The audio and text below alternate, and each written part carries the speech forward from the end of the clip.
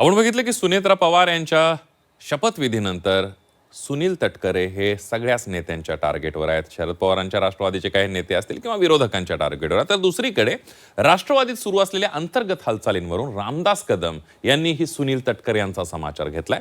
शरद पवार यांना शह देण्यासाठी सुनील तटकरेंनी शपथ घेण्यास सांगितलं असा आरोप रामदास कदम यांनी केलाय.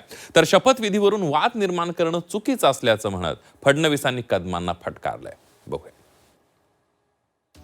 दादा गेल्यानंतर सुनील तटकरेंनी जे गलिच्छ राजकारण केलं शरद पवार साहेबांना शह देण्यासाठी, ते महाराष्ट्राला लाजिवान आहे. दादाचं जाण्याचं दुःख कमी आणि इतर बाबीवर लक्ष जास्त असा एकंदरीत प्रकार होत चाललाय.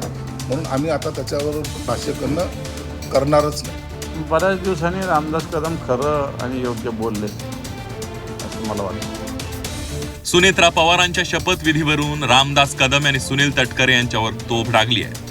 अजित पवारांच्या मृत्यूनंतर सुनील तटकरे यांनी गलिच्छ राजकारण सुरू केल्याची सडकून टीका रामदास कदमांनी तटकरेंवर केली आहे. शरद पवारांना शह देण्यासाठी सुनेत्रा पवारांना तटकरे यांनी उपमुख्यमंत्री पदाची शपथ घेण्यास सांगितलं असा आरोपही यावेळेला रामदास कदमांनी तटकरेंवर केला. अजित पवारांच्या मृत्यूनंतर चौथ्याच दिवशी सुनेत्रा पवार यांनी उपमुख्यमंत्री पदाची शपथ घेतली.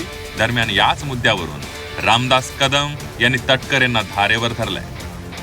महाराष्ट्राची संस्कृती नाही आहे आणि सुनील तटकरेला बाप महाराष्ट्र कदापि करणार नाही, कदापि करणार नाही. अजितदादांची स्मशानामधली राग देखील विजली नव्हती, शांत झाली नव्हती. असं असताना वहिनींना मंत्रालयामध्ये घेऊन त्यांना शपथ घ्यायला लावलं. त्यांना शपथ घ्यायला का 10 दिवस गेले असतं तर काय झालं असतं. पण दादा गेल्यानंतर सुनील तटकरेंनी जे गलिच्छ राजकारण केलं शरद पवार साहेबांना शह देण्यासाठी, ते महाराष्ट्राला लाजिवान आहे. की सुनील तटकरे हे विश्वासघातले आहेत. ज्यांनी ज्यांनी त्याला मोठं केलं त्याला संपवण्याचं काम हे तटकरे करत असतात. रामदास कदमच नव्हे तर राष्ट्रवादीत सुरू असलेल्या राजकीय हालचालींवरून संजय शिरसाट यांनी देखील राष्ट्रवादीच्या नेत्यांना टोला लगावलाय. काहींना दादांच्या जाण्याचं दुःख कमी आहे, त्यांचं इतर गोष्टींवरच लक्ष असल्याचं शिरसाट यांनी म्हटलंय. आता त्यावर वारंवार भाष्य करणं मला वाटतं योग्य नाही. जो काही अजितदादाच्या जाण्यानंतर जो काही प्रकार घडलेला आहे हा महाराष्ट्राने पाहिलेला आहे.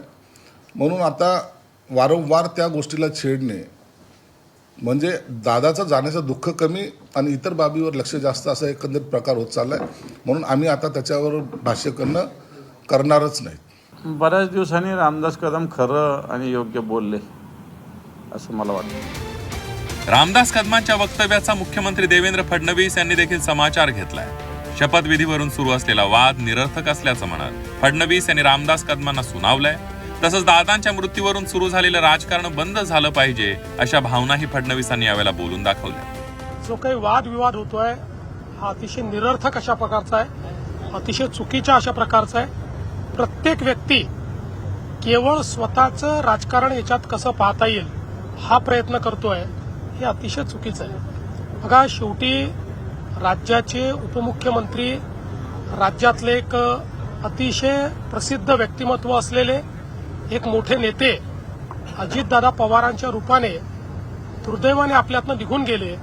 पण त्यानंतर प्रत्येक व्यक्ती त्याच्या माध्यमातून जो काही राजकारण करण्याचा प्रयत्न करतोय हे अतिशय चुकीचं आहे.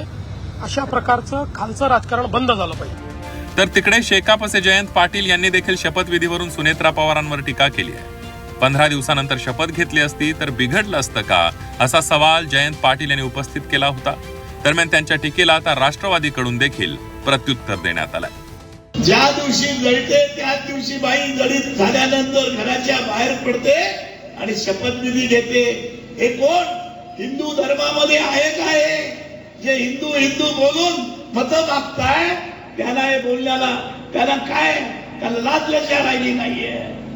15 दिवसांनी झाला असतं तर काय बिघडते शपथविधी? त्या मुख्यमंत्री नव्हत्या किंवा पंतप्रधान नव्हत्या वारलेल्या व्यक्ती. तर या सगळ्या गोष्टीचं लोकांना सांगितलं पाहिजे. संभाजीराजांच्या मृत्यूनंतर महाराणी येसूबाईंनी दुःखाचा डोंगर बाजूला सारत रायगड झुंजत ठेवला होता.